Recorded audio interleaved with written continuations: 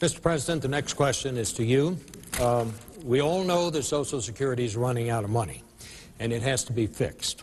You have proposed to fix it by letting people put some of the money collected to pay benefits into private savings accounts, but the critics are saying that's going to mean finding $1 trillion over the next 10 years to continue paying benefits as those accounts are being set up. So where do you get the money? Are you going to have to increase the deficit by that much over 10 years? Bob, first let me make sure that every senior listening today understands that when we're talking about reforming Social Security, that they'll still get their checks. I remember the 2000 campaign. People said, if George W. gets elected, your check will be taken away. Well, people got their checks, and they'll continue to get their checks. There is a problem for our youngsters, a real problem. And if we don't act today, the problem will be valued in the trillions. And so I think we need to think differently. We'll honor our commitment to our seniors, but for our children and our grandchildren, we need to have a different strategy.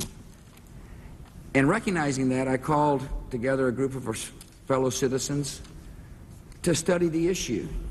It was a committee chaired by the late Senator Daniel Patrick Moynihan of New York, a Democrat. And they came up with a variety of ideas for people to look at.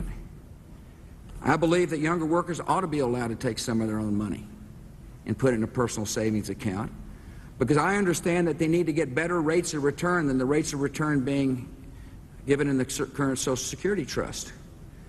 And the compounding rate of interest effect will make it more likely that the Social Security system is solvent for our children and our grandchildren. I will work with Republicans and Democrats. It will be a vital issue in my second term. It is an issue that I'm willing to take on. And so I'll bring Republicans and Democrats together, and we're of course going to have to consider the cost.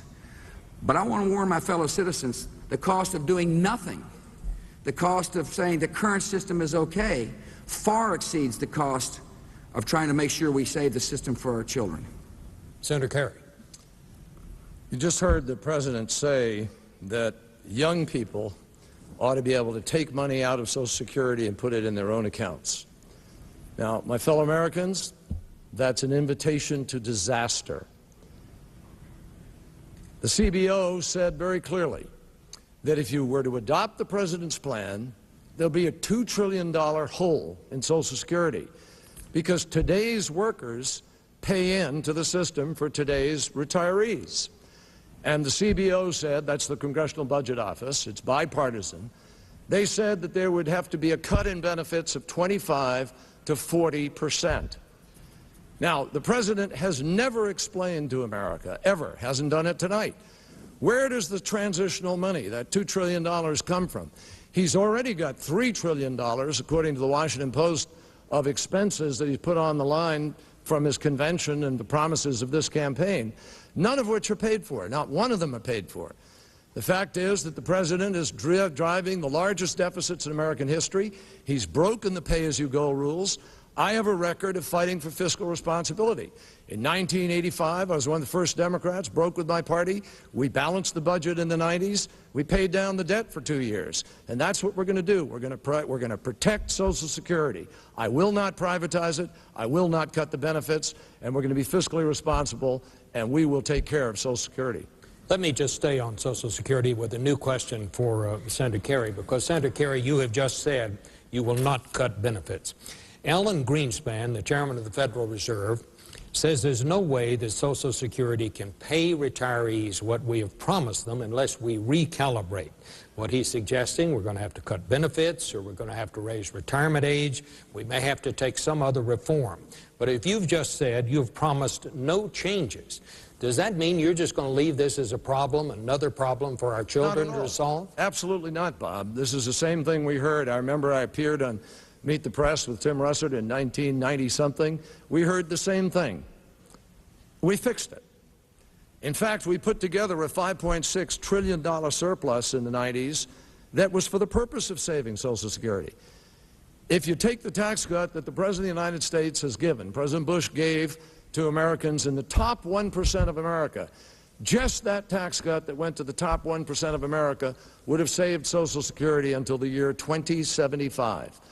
The President decided to give it to the wealthiest Americans in a tax cut. Now, Alan Greenspan who I think has done a terrific job in monetary policy, supports the president's tax cut.